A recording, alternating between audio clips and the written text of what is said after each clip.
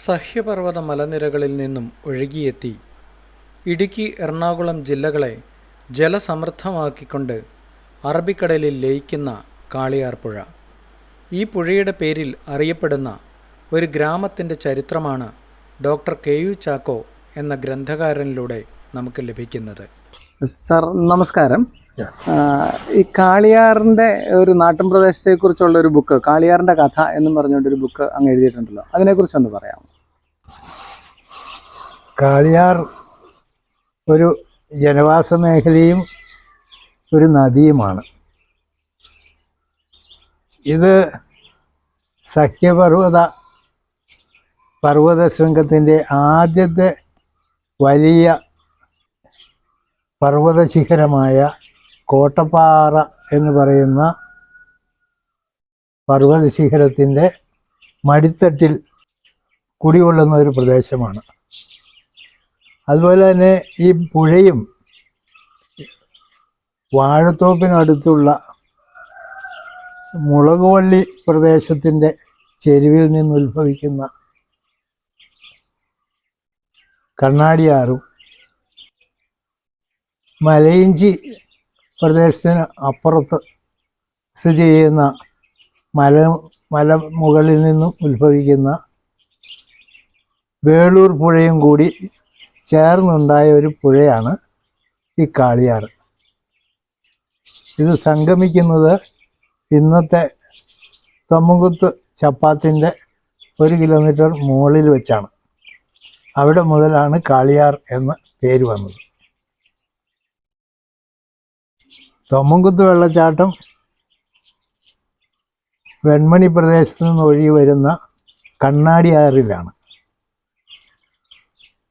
ഈ ഗ്രാമത്തിൽ അതിപുരാതന കാലം മുമ്പ് തന്നെ ജനവാസം ഉണ്ടായിരുന്നു എന്നുള്ളതിന് തെളിവുകളുണ്ട്. ആദ്യത്തെ രേഖകൾ പ്രകാരം നമുക്കറിയാൻ പറ്റുന്നത് കരിമണ്ണൂർ ഇഞ്ചപ്പള്ളി മനയുടെ ചേരിക്കൽ പ്രദേശമായിരുന്നു കോട്ടപ്പാറയ്ക്ക് താഴെ മുതൽ കരിമണ്ണൂർ വരെയുള്ള ഭൂപരിധി എന്നാണ്. കാളിയാർ എസ്റ്റേറ്റ് ഉൾപ്പെടുന്ന വനഭാഗവും ചതുപ്പ് നിലങ്ങളും എല്ലാം ഈ ഇഞ്ചപ്പള്ളി മനയുടെ കീഴിലായി. അവർക്ക് ഇതിൽ ബ്രാഹ്മണവാസകാലം മുതൽ, ബ്രാഹ്മണന്മാർ കേരളത്തിൽ അധിവസിക്കുന്ന കാലം മുതൽ അവകാശമുണ്ടായിരുന്നു എന്നാണ് കേട്ടുകേൾവി. വണ്ണപ്പുറം പ്രദേശത്തുള്ള ചില പാടശേഖരങ്ങളിൽ കാലാമ്പൂർ ഇല്ലത്തിനും അവകാശമുണ്ടായിരുന്നു. കാളിയാറിൻ്റെ തീരത്ത് മറ്റൊരു ജനവാസ കേന്ദ്രം ഉണ്ടായിരുന്നു. 6ഓളം കാളീക്ഷേത്രങ്ങൾ ഇവിടെ ഉണ്ടായിരുന്നു. അതിൽ പ്രധാനപ്പെട്ടത് മുള്ളംകുത്തി വനത്തിൻ്റെ ഭാഗത്തുള്ള കാളിയാർ പുഴയുടെ തീരത്തായിരുന്നു എന്നെല്ലാം ജനങ്ങൾ സംസാരിച്ച് കേട്ടിട്ടുണ്ട്. കാളിയാർ ഒരു പ്രസിദ്ധ സ്ഥലമാവാൻ കാരണം 1910 ഇവിടെ വെള്ളക്കാർ വന്ന് റബ്ബർ തോട്ടം ആരംഭിച്ചത് മുതലാണ്. റബ്ബർ കൃഷിക്കായി മോറൽ സായിപ്പ് ഹാരിസൺ ആൻഡ് ക്രോസ്ഫീൽഡ് എന്ന കമ്പനിയുടെ മാനേജരായി, സൂപ്രണ്ടായി ഇവിടെ വന്ന് കാട് വെട്ടിത്തെളിച്ച് കൃഷി ആരംഭിച്ചു. അങ്ങനെ റബ്ബർ കൃഷി തൊടുപുഴ താലൂക്കിൽ ആദ്യമായി വൻതോതിൽ ഉണ്ടായത് കാളിയാറിലാണ്. പിന്നീടാണ് മലങ്കരത്തോട്ടമൊക്കെ ഉണ്ടായത്. ഈ മോറൽ സാഹിബിൻ്റെ സുഹൃത്തുക്കളായിരുന്നു അന്നിവിടെ വന്ന മറ്റ് തോട്ടം പിടിപ്പിച്ച സായിപ്പന്മാർ മൊത്തത്തിൽ. മോറൽ സാഹിബ് റബ്ബർ നട്ടപ്പോൾ ഈ പ്രദേശത്തുണ്ടായിരുന്ന കർഷകർക്ക് നെൽകൃഷിക്ക് വിഘാതം വന്നു. ചവറ് കിട്ടാതെയായി. അവരുടെ പാടത്തേക്ക് തോട്ടത്തിലെ വെള്ളം എല്ലാം വെട്ടി തുറന്നു വിട്ടു. അങ്ങനെ സായിപ്പിനോട് ഒരു കുടുംബക്കാർക്ക് വലിയ വിരോധമുണ്ടായി. അതിൻ്റെ ഫലമായിട്ട് മോറൽ സാഹിബിനെ അവർ ഭയന്ന് ആക്രമിച്ച് കൊന്നു എന്നാണ് കഥ. കാരണം തൻ്റെ മകനെയും തന്നെയും തോക്ക് ചൂണ്ടി ഇപ്പോൾ തന്നെ വധിക്കുമെന്ന പരുവത്തിലെത്തിയപ്പോഴാണ് സാഹിബിനെ ഈ കർഷകൻ ആക്രമിച്ച് വധിച്ചത് എന്നാണ് കഥ. കാളിയാറിൽ നടന്നിട്ടുള്ള പണ്ടത്തെ നടുക്കിയ സംഭവങ്ങളിൽ ഒന്നാണ് ഈ മോറൽ സാഹിബിൻ്റെ കൊലപാതകം. അദ്ദേഹം ഒന്നാം ലോക മഹായുദ്ധത്തിലോ അല്ലെ അതിനു മുമ്പ് ഇന്ത്യയിലും ചെറിയ യുദ്ധങ്ങളിലൊക്കെ പങ്കെടുത്ത ആളായിരിക്കണം, അറിയപ്പെടുന്ന ആളായതുകൊണ്ട് അദ്ദേഹത്തിൻ്റെ ശരീരം ഇവിടെ നിന്ന് കൊച്ചിയിൽ കൊണ്ടുപോയി, കൊച്ചിയിൽ നിന്ന് എംബാം ചെയ്ത് ലണ്ടനിലേക്ക് കൊണ്ടുപോയി എന്നാണ് പറയപ്പെടുന്നത്. അദ്ദേഹത്തെ കൊന്ന വിവരം എങ്ങനെ അതിനിടയായി, അതാരാണ് എന്നെല്ലാമുള്ള വിവരങ്ങൾ കാളിയാറിൻ്റെ കഥ എന്ന പുസ്തകത്തിൽ എഴുതി വച്ചിട്ടുണ്ട്. പഞ്ചായത്ത് ആകുന്നത് വണ്ണപ്പുറം എന്ന് പറയുന്ന പുതിയ പഞ്ചായത്തിൻ്റെ ഭാഗം ആയപ്പോൾ കോടിക്കുളം പഞ്ചായത്തിൽ നിന്ന് വേർതിരിക്കപ്പെട്ട് കാളിയാർ എന്ന് പറയുന്ന ഗ്രാമവും വണ്ണപ്പുറം പഞ്ചായത്തിൻ്റേതായി. എങ്കിലും ഈ പുഴയുടെ ഇരുതീരങ്ങളിലും നീണ്ടുകിടക്കുന്ന ഈ തോട്ടവും തോട്ടം തൊഴിലാളികളും എല്ലാം അടങ്ങിയ ഈ പ്രദേശത്തിന് അടുത്ത നാൾ വരെ വലിയ പ്രാധാന്യമുണ്ടായിരുന്നു. ഇപ്പോൾ റബ്ബർ കൃഷിക്ക് വലിയ പ്രതീക്ഷയില്ല, ജോലിക്കാരുടെ എണ്ണം കുറഞ്ഞു. അങ്ങനെയൊക്കെ വന്നപ്പോൾ തോട്ടത്തിൽ കാര്യമായ അംഗബലം ഒന്നുമില്ലാതെ പേരിന് മാത്രം അവർ തോട്ടം നടത്തുന്നു, കിട്ടുന്ന ലാഭം എടുക്കുന്നു എന്ന രീതിയിലാണ് അത് പോയിക്കൊണ്ടിരിക്കുന്നത്. ഇവിടുത്തെ ജനങ്ങൾ പ്രധാനമായിട്ടും നെൽകൃഷിക്ക് വേണ്ടിയിട്ട് എത്തിയവരാണ്. നെയ്ശ്ശേരി, ആയോന, ഏനാനല്ലൂർ മുതലായ സ്ഥലങ്ങളിൽ നിന്നും അനേകം കർഷകർ ഈ കാളിയാർ വണ്ണപ്പുറം പ്രദേശത്ത് വന്ന് കൃഷി ആരംഭിച്ചു. നെൽകൃഷി 2 കൃഷി ചെയ്യലായിരുന്നു അന്നത്തെ പതിവ്. പണത്തിനും ഭക്ഷണത്തിനും കൂലിക്കും എല്ലാം ഈ നെല്ലെന്ന് പറയുന്ന ഒരേ ഒരു വിഭവമാണ് അന്ന് നാട്ടിൽ ഉണ്ടായിരുന്നുള്ളൂ. അതുകൊണ്ട് അതിൻ്റെ കൃഷിക്കും പ്രാധാന്യമുണ്ടായിരുന്നു. കൃഷിപ്പണി ചെയ്യുന്ന ആളുകൾക്കും ദാരിദ്ര്യമില്ലായിരുന്നു, ആളുകളുടെ ലഭ്യതയും ഉണ്ടായിരുന്നു. അങ്ങനെയാണ് ഈ പ്രദേശത്തെ ചതുപ്പ് നിലങ്ങളെല്ലാം വിശാലമായ പാടങ്ങളായി പരിണമിച്ചത്. വേനൽക്കാലത്ത് കൊയ്ത് കഴിഞ്ഞ പാടത്ത് അവർ പൊടി കൂട്ടി തലേ വർഷത്തെ അടിച്ചു വിതയ്ക്ക് ഇട്ടിരുന്ന ചവറിൻ്റെ കൊലുമ്പെല്ലാം പറക്കി, കൊലുമ്പ് പറക്കെന്നാണ് പറയുന്നത്, കൊലുമ്പ് പറക്കി വീണ്ടും ഉഴുത് 12 ചാൽ വരെ ഉഴുത് അവസാനം വരുന്ന ഈ കട്ട പിടിച്ചെടുക്കുന്ന മൺകട്ടകളെല്ലാം തല്ലി ഉടച്ച് കട്ടകൊട്ടിയും കട്ടയുടയ്ക്കലും ഒക്കെ അന്ന് പൊടി വിതയ്ക്ക് എല്ലാ പാടങ്ങളിലും ഉണ്ടായിരുന്നു. ഉഴുതു പോകുന്ന കാളയുടെ പിൻപേ ഉഴവുചാലിൽ വിത്ത് ഇട്ട് വേനൽ കൃഷി ചെയ്യും. ആ വേനൽ കൃഷി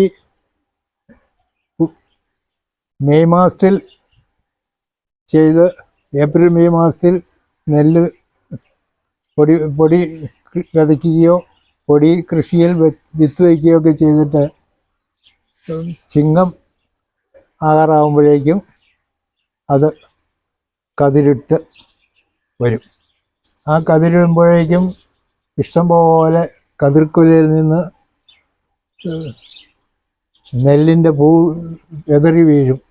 ഈ വെതറി വീഴുന്ന പൂക്കളെല്ലാം തിന്നാൻ വേണ്ടിയിട്ട് പുഴയിൽ നിന്നെത്തുന്ന മീനും പരലും എല്ലാം പാടത്ത് ഓടിക്കളിച്ച് നടക്കും. അങ്ങനെ വെള്ളം എത്തി നിൽക്കുന്ന പാടത്ത് നെൽകൃഷി നടത്തുന്നവർക്ക് മീനും കിട്ടുമായിരുന്നു, വൈക്കോലും കിട്ടുമായിരുന്നു, അന്നത്തിന് വേണ്ട നെല്ലും കിട്ടുമായിരുന്നു. അപ്പോൾ അത് നെല്ലിനെ ആശ്രയിച്ചാണ് അന്ന് ജനജീവിതം മുൻപോട്ട് പോയിരുന്നത്. അതുകൊണ്ട് കാളിയാറിൻ്റെ കഥയിൽ നെൽകൃഷിയെക്കുറിച്ച് നന്നായിട്ട് പ്രതിപാദിച്ചിട്ടുണ്ട്, വിശദമായി പ്രതിപാദിച്ചിട്ടുണ്ട്. പിന്നീട് കാളിയാറിൻ്റെ കഥ ഇവിടുത്തെ ജനങ്ങളുടെ ജീവിതമാണ് വരച്ച് കാണിക്കുന്നത്. ഇവിടെയുള്ളവർക്ക് എങ്ങനെ ചികിത്സാ സൗകര്യം കിട്ടി, തോട്ടത്തിലെ സൂപ്രണ്ട് കൊണ്ടുവന്ന അബ്രാഹം എന്ന് പറയുന്ന ഒരു LMB പാസ്സായ ലൈസൻസ്ഡ് മെഡിക്കൽ പ്രാക്ടീഷണർ എന്ന പരീക്ഷ വെല്ലൂർ മെഡിക്കൽ കോളേജിൽ നിന്ന് പാസ്സായി എത്തിയ ഒരു അബ്രഹാം സാറായിരുന്നു തോട്ടത്തിലെ കർഷകരുടെ ഡോക്ടറും നാട്ടിലെ ജനങ്ങളുടെ ഡോക്ടറും. അദ്ദേഹത്തിൻ്റെ സേവനം 1960 വരെ ഏകദേശം തോട്ടത്തിൽ ലഭിച്ചു. പിന്നീടാണ് അദ്ദേഹം കരിമണ്ണൂർക്ക് സ്ഥലം മാറി ആശുപത്രി അങ്ങോട്ട് മാറ്റിയത്. അദ്ദേഹം പോയപ്പോൾ തോട്ടക്കാർ വേറെ ഡോക്ടറെ കൊണ്ടുവന്നു. നാട്ടുകാർക്ക് ചികിത്സിക്കുന്നതിൽ സൂപ്രണ്ടിന് യാതൊരു വിരോധവും ഇല്ലായിരുന്നു. മാറി മാറി വന്ന സൂപ്രണ്ടുമാർ അവരുടെ ഡോക്ടർമാരെ ജനസേവനത്തിനും വിട്ടിരുന്നു. ഏറ്റവും അത്യാവശ്യമുള്ള കാര്യം അന്ന് പ്രസവ ശുശ്രൂഷ എന്ന് പറയുന്ന കാര്യമായിരുന്നു. അതിനു വരെ രാത്രികാലങ്ങളിൽ ഈ ഡോക്ടർ നടന്നു ചെന്ന് ജനങ്ങളെ ഉദാരമായി സേവിച്ചിട്ടുണ്ട്.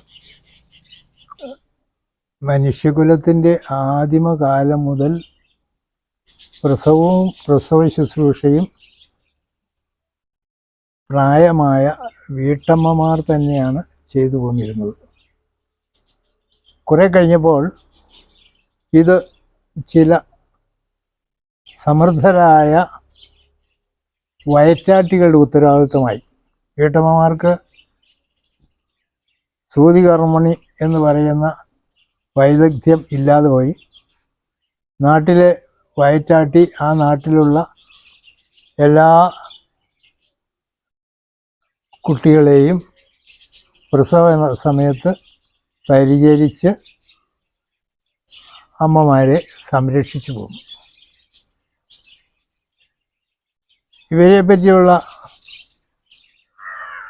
വിശദമായ ഒരു പരാമർശവും കേരള ചരിത്രത്തിലോ വൈദ്യ ചരിത്രത്തിലോ ഒന്നും കാണാനില്ല. അതുകൊണ്ട് ഈ വയറ്റാട്ടി സമ്പ്രദായത്തിൻ്റെ ഓർമ്മ, അവരുടെ സേവനം എന്നും മനുഷ്യൻ ഓർക്കണം എന്നതിന് വേണ്ടി കാളിയാറിൽ അന്നുണ്ടായിരുന്ന വയറ്റാട്ടിമാരുടെ ചരിത്രം ഉൾപ്പെടുന്ന വയറ്റാട്ടി എന്നു പേരുള്ള ഒരധ്യായം ഈ കാളിയാറിൻ്റെ കഥയിൽ ചേർത്തിട്ടുണ്ട്. പിന്നെ ആദിവാസികളെ കുറിച്ച് ഈ ബുക്കിൽ പറയുന്നുണ്ടല്ലോ, അതിനെക്കുറിച്ചൊന്ന് പറയാം. ഈ വണ്ണപ്പുറവും കാളിയാറും എല്ലാം ആദിമ ഗോത്രങ്ങൾ, ഗിരിവർഗങ്ങൾ, ഗിരിവർഗ ജനത അധിവസിച്ചിരുന്ന സ്ഥലമായിരുന്നു പണ്ട്. അവർ ഈ സമതലത്തിൽ നിന്ന് കിഴക്കോട്ടും വടക്കോട്ടും ഒക്കെ നോക്കിയപ്പോൾ ആകെ പാറക്കെട്ടാണ് കണ്ടത്. അപ്പുറം കടന്ന് അവർ പോയിട്ടുണ്ട് വേട്ടയ്ക്കും വിഭവശേഖരണത്തിനുമൊക്കെ. അവർക്കറിയാം അപ്പുറം മണ്ണാണെന്ന്. അവരുടെ ഭാഷയിൽ മണ്ണപ്പുറം എന്ന് അവർ പറഞ്ഞു. ഇപ്പുറത്ത് പാറയും മണ്ണുണ്ട്, അപ്പുറത്ത് മണ്ണാണ് എന്ന അർത്ഥത്തിൽ പ്രയോഗിച്ച ഈ പ്രയോഗത്തിൽ നിന്നാണ് വണ്ണപ്പുറം എന്ന പേരുണ്ടായത്. ആദിവാസികളുടെ ജീവിതവൃത്തി കൂടുതൽ വിവരിച്ചിട്ടില്ലെങ്കിലും അവരുടെ മരണാനന്തര ചടങ്ങുകളെ പറ്റിയും സാമൂഹ്യ ജീവിതത്തെ പറ്റിയും ഒരു ചെറിയ പരാമർശം കാളിയാറിൻ്റെ കഥയിൽ കൊടുത്തിട്ടുണ്ട്. ഗോത്രജനങ്ങളുടെ പുരോഹിതനെ പ്ലാത്തി എന്നവർ വിളിച്ചു. പ്ലാത്തിക്ക് ജനങ്ങളെ മാത്രമല്ല, കാട്ടിലെ ജീവികളെ, ആനയെ വരെ വരുതിക്ക് നിർത്താനുള്ള ഇച്ഛാശക്തിയും മന്ത്രശക്തിയും ഉണ്ടായിരുന്നു എന്നാണ് അവർ വിശ്വസിച്ചു പോകുന്നത്. പ്ലാത്തിയെ പറ്റി ഇതിൻ്റെ അകത്ത് പരാമർശമുണ്ട്. കൂടാതെ എങ്ങനെയാണ് അവർ ശവസംസ്കാര ചടങ്ങുകൾ നടത്തിയിരുന്നത്, മൃതശരീരം മറവ് ചെയ്തിരുന്ന രീതികൾ, ആചാരങ്ങൾ, ഇവയെല്ലാം അവർ പറഞ്ഞു തന്നതനുസരിച്ച് ഈ ഗ്രന്ഥത്തിൽ കൊടുത്തിട്ടുണ്ട്. ഓരോ ജനതയുടെയും ആചാരങ്ങൾ പിൻതലമുറയ്ക്ക് അറിയാൻ വേണ്ടി കുറിച്ച കൂട്ടത്തിൽ ഈ കാളിയാറിൻ്റെ കഥയിൽ അത് കുറിക്കേണ്ടി വന്നു. ആവശ്യക്കാർക്ക് അതിൽ നിന്ന് വായിച്ച് വിവരങ്ങൾ നേടാവുന്നതാണ്. സാർ, ഇപ്പോൾ ഇതിൻ്റെ അകത്തൊരു കോരൻ്റെ കുർബാന എന്നും പറഞ്ഞതിൻ്റെ ഒരു ചാപ്റ്റർ ഉണ്ടല്ലോ, അതിനെക്കുറിച്ച് എന്താണ് പറയാൻ? അങ്ങനെ ഒരു ചാപ്റ്റർ വരാൻ കാരണം ഇവിടുത്തെ കാർഷിക തൊഴിലാളികളുടെ സംസ്കാരവുമായിട്ട് ബന്ധപ്പെട്ട ഒരു ആചാരമാണ് കാരണവന്മാരെ വെച്ച് സേവിക്കൽ. അവർ ചെയ്യുന്ന പൂജയാണത്. തീരദേശങ്ങളിൽ നിന്നാണ് കൂടുതൽ കർഷക തൊഴിലാളികളിലൂടെ ഓരോ വീടിലെയും ഓരോ കുടുംബനാഥൻ്റെയും പുരയിടത്തിൻ്റെ മുക്കിലും മൂലയിലുമായിട്ട് കുടിൽ കെട്ടി താമസിക്കാൻ കൊണ്ടുവന്നിരുന്നത്. അവർ വീട്ടിൽ വന്ന് ഭക്ഷണവും ശേഖരിക്കും, അവരുടെ പുരയിടങ്ങളിലെയും പാടത്തെയും പണികളും ചെയ്യും. ഇങ്ങനെ സൗഹാർദ്ദപരമായ ഒരു അന്തരീക്ഷമാണ് അന്നത്തെ കാലത്ത് തൊഴിലുടമയും തൊഴിലാളികളും തമ്മിൽ ഈ പ്രദേശത്ത് നിലവിലിരുന്നത്. അതുകൊണ്ട് കാര്യമായ വിവേചന അവർക്ക് അനുഭവപ്പെട്ടിട്ടില്ല. അവരുടെ രീതിയിലുള്ള ആരാധനാ സമ്പ്രദായം അവരുടെ കുടിലുകളുടെ മുറ്റത്ത് അവർ നിവേദ്യം നടത്തി ആചരിച്ചിരുന്നു. അതെങ്ങനെയാണ്, അവരെങ്ങനെയാണ് ഇവിടെ വന്നത്? അന്നത്തെ കാലത്ത് അടിമ കച്ചവടം വരെ നിലവിലുണ്ടായിരുന്ന ഒരു കാലത്താണ് ഈ 1910 1850 ഒക്കെ ഈ കുടിയേറ്റ ഭൂമിയിലേക്ക് അവരെത്തിയത്. അതുകൊണ്ട് അവരുടെ കാര്യം ഇവിടെ സൂചിപ്പിച്ചത് അവരെ പറ്റിയുള്ള വിലപ്പെട്ട ഒരു അറിവ് നശിച്ചു പോകാതിരിക്കാൻ വേണ്ടിയിട്ടാണ്. അവരുടെ ആചാരങ്ങളും അവരുടെ പാരമ്പര്യവും എങ്ങനെയാണെന്ന് ഗ്രന്ഥത്തിൽ സംക്ഷേപിച്ചിരിക്കുന്നു. കാളിയാറിൻ്റെ കഥ എന്ന ചരിത്രഗ്രന്ഥം രചിക്കുവാൻ എന്നെ പ്രേരിപ്പിച്ചത് ഇന്നത്തെ കാലത്തെ രചനാ സമ്പ്രദായങ്ങളിൽ ഒരു ദേശത്തിൻ്റെ കഥയ്ക്ക് പ്രാധാന്യമുണ്ട്. ഓരോ ഗ്രാമങ്ങളുടെയും ഓരോ ജനപദങ്ങളുടെയും പണ്ടത്തെ അവസ്ഥ എന്തായിരുന്നു എന്ന് അറിയുന്നത് ആ നാട്ടിലെ ആളുകൾക്ക് കൗതുകം ഉണ്ടാക്കുന്നതാണ്. ഈ കാളിയാറിൻ്റെ കഥ രചിച്ചതിന് ശേഷം ചെറിയ പ്രദേശങ്ങളുടെയും ചരിത്രത്തിന് ഇതുപോലെയുള്ള പേരുകൾ തന്നെയാണ് ഇട്ട് കണ്ടിരിക്കുന്നത്. കോഴിക്കോടിൻ്റെ കഥ എന്ന പേരിലും പുസ്തകമുണ്ട്. ജീവിതത്തിനും പ്രാധാന്യവും അന്നത്തെ സാമൂഹ്യ വ്യവസ്ഥയ്ക്ക് ഒരു പ്രസക്തിയും വരത്തക്ക രീതിയിൽ കാളിയാറിൻ്റെ കഥയിൽ നാട്ടുഭാഷയും നാട്ടിലെ ശൈലികളും ഉപയോഗിച്ച് ചിത്രീകരിച്ചിട്ടുണ്ട്. ഇത് വരും തലമുറയ്ക്ക് കാളിയാറിനെ പറ്റിയല്ല, ഈ കിഴക്കൻ മേഖലയിൽ വടക്കൻകൂർ രാജ്യത്തിൻ്റെ വിഭാഗമായിരുന്ന ഈ പ്രദേശത്തെക്കുറിച്ച് മൊത്തത്തിൽ ഒരറിവ് ലഭിക്കുന്നതിന് ഇടയാവും എന്ന് വിശ്വസിച്ചുകൊണ്ട് നിർത്തുന്നു. നന്ദി, നമസ്കാരം.